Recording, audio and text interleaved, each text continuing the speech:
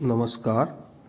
अॼु असां BA part 3 paper first जे दर्सी किताब सिंधु नदीअ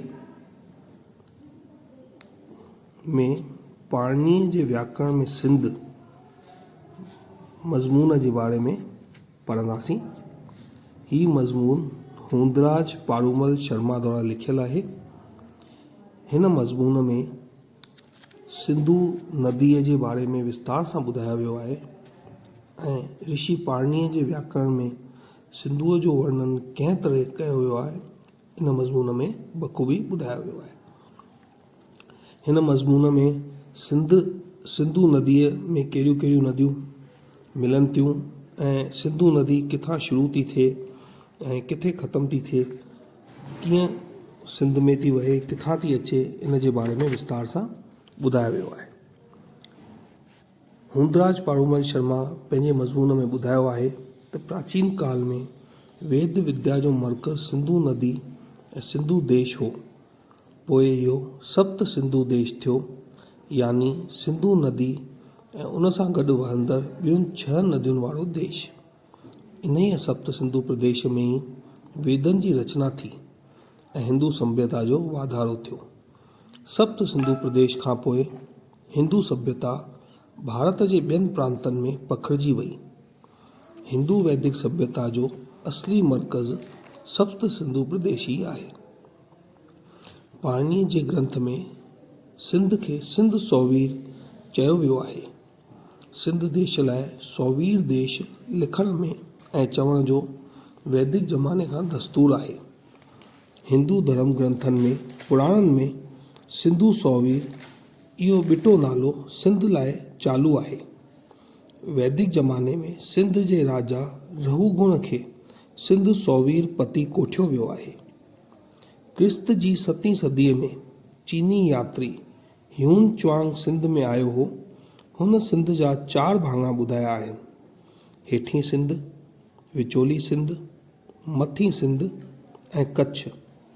मथीं सिंध जी राजधानी रोरुक या रोहिणी हुई या अलोड़ हुई। विचीय सिंध में ब्राह्मण जनपद हुआ। कंहिं ज़माने में सेवण विचोली सिंध जी राजधानी हो। टियों भाङो हो सौवीर, जो समुंड जे किनारे वारो भाङो हो। चोथों आहे कच्छ।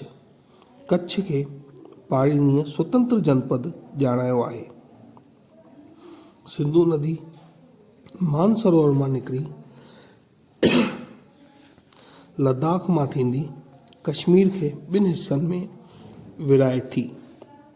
गिलगिट मां वहंदड़ सिंधु नदीअ खे पाणिनीअ दार्दी सिंधु लिखियो आहे, यानी दर्द प्रदेश मां वहंदड़ सिंधु।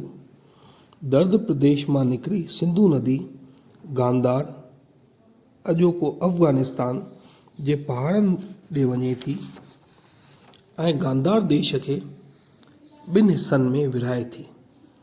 हज़ारा ज़िले वटि सिंधुअ में गांधार जी कुबा या काबुल नदी समाइजे थी। कुबा ऐं सिंधुअ जे संगम वटि शालातोर ॻोठ आहे।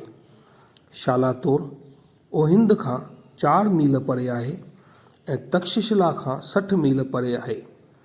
हिन प्रांत में सिंधुअ जे हिन पहाड़ जा घोड़ा ऐं घोड़ियूं सिंधी घोड़ा जे नाले सां मशहूरु हुआ। सिंधु नदी पंजाब मां थींदी अटक वटि चिनाब, झेलम, रावी, सतलज ऐं व्यास नदियुनि खे पाण में समाए मुल्तान खां थींदी देरा इस्माइल खान, देरा गाज़ी खान ऐं कशमोर खां थींदी हाणोके सिंध प्रांत में प्रवेश करे थी। सिंधु नदीअ जे करे ई सिंध देश जो नालो सिंध पियो आहे।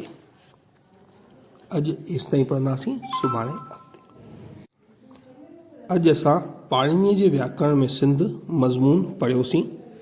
तव्हांखे इन में का तकलीफ़ हुजे या कुझु पुछिणो हुजे त व्हाट्सअप करे सघो था या डायरेक्ट मूंसां फ़ोन ते संपर्क करे पुछी सघो था। महिरबानी।